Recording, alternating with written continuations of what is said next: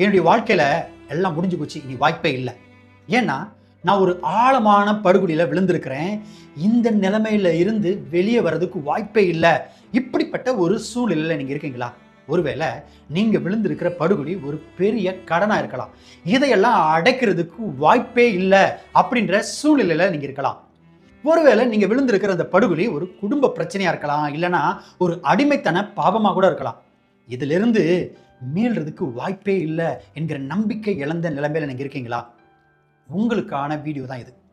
அந்த குழியிலிருந்து எப்படி வெளியே வர்றது அதை பற்றி தெரிஞ்சுக்கிறதுக்கு ஒரு சின்ன கதையை உதாரணமா நம்ம பார்க்கலாம். ஒருத்தர் தவறுதலா ஒரு பெரிய படுகொலியில விழுந்துறாரு. அவருடைய உதவி குரல் கேட்டு ஒருத்தர் ஓடி வந்து, பயப்படாதீங்க, நான் உங்களுக்கு உதவி செய்றேன் அப்படின்னு சொல்லிட்டு அவர் ஒரு கயிறை ரெடி பண்ணிட்டு வந்து, இந்த கயிறை நல்லா இறுக்கமா பிடிச்சுக்கோங்க, நான் உங்களை வெளியே தூக்கி விடுறேன் அப்படின்னு சொல்றாரு. அப்ப அந்த குழியில விழுந்த நபரும் அந்த கயிறை இறுக்கமா பிடிச்சுக்கிறாரு. இவர் கொஞ்சம் கொஞ்சமா தூக்க ஆரம்பிக்கிறார். அப்படி தூக்கிக்கிட்டே இருக்கும்போது இவரால கண்டிப்பா தூக்க முடியாது அப்படின்னு சொல்லி அவர் கயிறை விட்டு விடுகிறார்.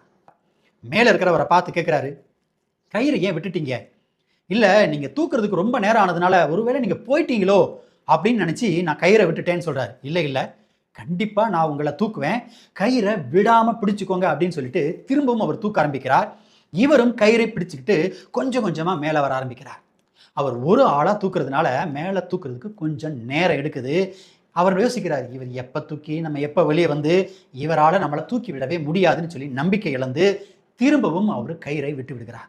இப்ப என்ன ஆகும்? திரும்பவும் அதே குழியோட அடிப்பகுதிக்கு திரும்பவும் வந்து விடுகிறார். அப்ப மேல இருந்து தூக்குறவர் சொல்றாரு, நீங்க அடிக்கடி இப்படி கயிறை விட்டுட்டீங்கன்னா என்னால உங்களை வெளியே கொண்டு வரவே முடியாது.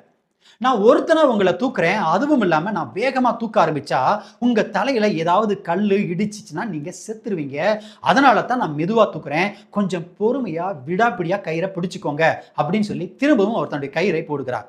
இப்ப அவர் வெளியே வராம குழியிலே இருப்பதற்கான காரணம் என்ன? அவர் யாரும் தூக்காததுனால இல்ல, அவர் ஒழுங்கா கயிறை பிடிக்காததுனால தான் அவரால் வெளியே வர முடியல. இயேசு நீங்க பிரச்சனையிலையும் கஷ்டங்களிலும் இருக்கிறத பார்த்துட்டு கண்டுக்காம போகிற தேவன் அல்ல.